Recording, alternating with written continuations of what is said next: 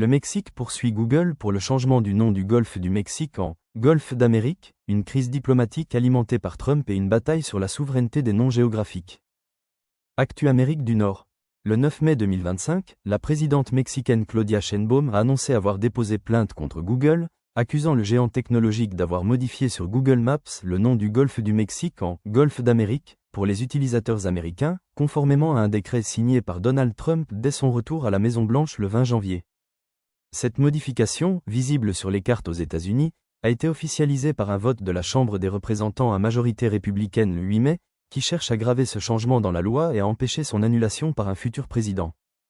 Le gouvernement mexicain rappelle que, selon le droit international, tout changement de nom géographique doit passer par des organismes comme l'UNESCO ou des commissions internationales de toponymie, et ne peut être imposé unilatéralement. Au Mexique, le nom « Golfo de Mexico » reste en vigueur, et ailleurs, les deux noms apparaissent côte à côte, comme c'est l'usage pour les zones contestées.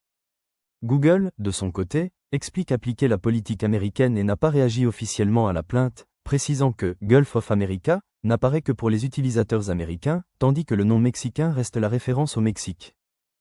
Trump, pour renforcer ce changement, a proclamé le 9 février un « Gulf of America Day », et la Chambre a voté une loi obligeant toutes les agences fédérales à utiliser la nouvelle appellation dans les documents officiels, cartes et bases de données, avec un délai de 6 mois pour la mise en œuvre.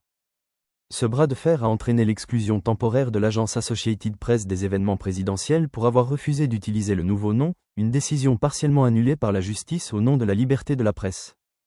La présidente mexicaine, qui avait averti Google dès février, dénonce une atteinte à la souveraineté et ironise en proposant de renommer les États-Unis « l'Amérique mexicaine », en référence à l'histoire du territoire avant 1848. Cette affaire, qui suscite de vives réactions au Mexique et dans la communauté internationale, illustre la volonté de l'administration Trump de marquer symboliquement son territoire et pourrait ouvrir un précédent sur la gestion des noms géographiques dans les services numériques mondiaux. Commentez ci-dessous. N'oubliez pas de cliquer sur « J'aime » et de vous abonner pour suivre l'actualité en temps réel.